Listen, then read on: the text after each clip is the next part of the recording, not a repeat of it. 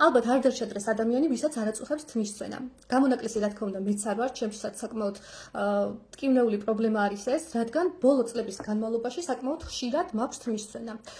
მე ვიყენებ შესაჩერებლად ამ ნიღაბს, ეს არის ცეოლითის ნიღაბი, რომელიც დაახლოებით 3-4 მოხმარების შემდეგ ცვენას მიჩერებს, მაგრამ ამ ნიღაბს თმის წვენის შესაჩერებლად აქვს ასევე თმის ამომყვანი ფუნქციაც. თუმცა არასოდეს მიხმარია ბოლომდე, როდესაც როგორც კი შემიჩერდება ხოლმე თმის წვენა, მაშინვე ვანებებ თავს გამოყენებას, რადგან მიზარება მოხმარება და შემჩა მოკეთ ეს ნიღაბი დაახლოებით წელიწად-ნახევარი, შეიძლება უფრო მეტიც კი არის, ესე მიდევ სახლში, რადგან 3-4 ჯერ მოვიხმარ, ვანებებ თავს, ანუ წელიწადში შეიძლება ორჯერ მქონდეს ხოლმე თმის წვენა, ანუ წელიწადში ორჯერ გამოვიყენო და მოკეთ ასე დიდი ხანი შემჩა. და საბოლოო ჯამში მივიღე ის, რომ ამ წლების განმავლობაში ბოლო წლების განმავლობაში ესე ხშირად რომ მქონდა თმის წვენა, თმის საფარი საკმაოდ გამითხელდა. აღარ არის ჩემი თმა ისეთი მოცულობითი, ისეთი სქელი, როგორიც იყო აქამდე. და ახლა გადავწყვიტე, რომ ვიხმარო ეს ნიღაბი დაახლოებით 2 თვე მაინც, ახლაც დამეწყო თმის წვენა, ვიხმარე, დაახლოებით 2 კვირა რაც ვხმარობ, წვენა უკვე შეჩერებული მაქვს, თუმცა გადავწყვიტე, რომ 2 თვე მაინც გავაგრძელო მისი მოხმარება, რომ თმა ამოვიდეს, გავიხშირო, ისე როგორც ჰქონდა წლების წინ. ახლა დავამზადებ, თქვენს გაჩვენებთ, რას როგორ ვაკეთებ, მოკეთ ესეთი პატარა ჯამი მაქვს ამისთვის გამოყოფილი, თან აგიხსნით მოკლედ რა როგორ ხდება, აი ესეთი სახით არის ეს ცეოლითის ნიღაბი, ფხვნილის სახით არის წარმოდგენილი, ესე მოაწყობ ამასაც და ჩაგახედებთ, აი ასე გამოიყურება ეს ფხვნილი, ნახევარზე ნაკლებია დარჩენილი უკვე.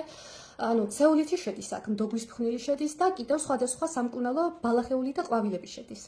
აქვს ესე იგი თმის აღმდგენი ფუნქცია, გამაძლიერებელი, ცვენას აჭერებს, თმა მოჰყავს და მოკლედ თმის სილამაზისთვის არის განკუთვნილი. მე ვიყენებ ახლა გრძელი თმა რადგან მაქვს, აი ესე 2 სუფრის კოვს. ახლა ვისაც მოკლედ მაგალ შეგიძლიათ ერთი ციხვაროთ განსაკუთრებით მამაკაცებმა, საკმაოდ ბევრი მამაკაცი არის ამ ფხვნილის მომხმარებელი, ანუ გამელუტებულ თავზე, იმ ადგილებში, სადაც თმა გასცვივდათ, ძალიან ბევრმა ამოიყვანა ამ ნიღბის წყალობით თმა. მოკლედ ასე გადავიტან და უნდა დავასხა ახლა ცხელი წყალი. ნახეთ, წყალი არ უნდა იყოს ძალიან ცხელი. თბილზე ოდნავ მეტად ცხელი უნდა იყოს.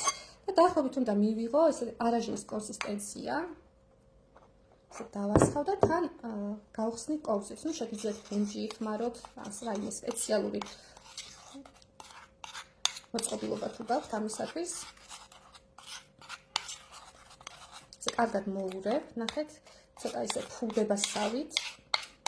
არ უნდა იყოს ძალიან მშრალი, კარგად გაათხელეთ, ანუ თხელი არაჟნის კონსისტენცია უნდა მიიღოთ. აი ასეთი მასა გამოვიდა ფაფისებური, შემიძლია ცოტა კიდევ გავათხელო. და დავუმატებ კიდევ წყალს. კარგად ავურებ და ნახეთ, მე ასევე ვიყენებ როზმარინის ეთერზეც. ეხლა როზმარინზე ალბათ ყველამ კარგად იცის, ლეგენდები დადის ამ ეთერზეთზე. რამდენად ძვირფასია თმის მოვლისათვის როზმარინის ეთერზეთი. მე ვიყენებ ჩვენი კომპანიის ეთერზეთს, როზმარინის ეთერზეთს, რომელიც არის ესეთი ძალიან პატარა შეფუთვით, 5 მილilitrიანი ფლაკონით. ნახეთ, ეს არ არის ისეთი ეთერზეთი, რომელიც შეგიძლიათ პირდაპირ წაისვათ თავზე ან კანზე, ეს არის ძალიან კონცენტრირებული. აუცილებლად უნდა განაზავოთ რამეში, მისი პირდაპირ მოხმარება არ შეიძლება, რადგან ისეთი ძლიერ კონცენტრირებულია, ის გამოიწვევს კანის გაღიზიანებას. ანუ შეგიძლიათ შამპუნში ჩაასხათ, ანუ ძალიან ბევრმა გამოიყენა, ასე და უზომოდ კმაყოფილები არიან. დოზებით წერია აქ, რა როგორ უნდა განაზავოთ.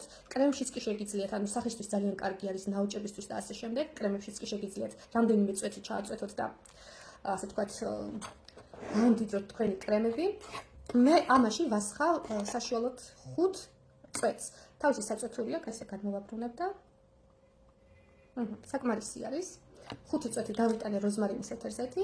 ახლა კარგად ავურევ ამას, რომ გაიხსნა შიგნით, კარგად შეერიოს მასას და დავიტან უკვე თმაზე. შემდეგ ნახეთ, არ უნდა მისცეთ ამ ნიღაბს გაშრობის საშუალება. ანუ გახმობის, ეს არის თიხა.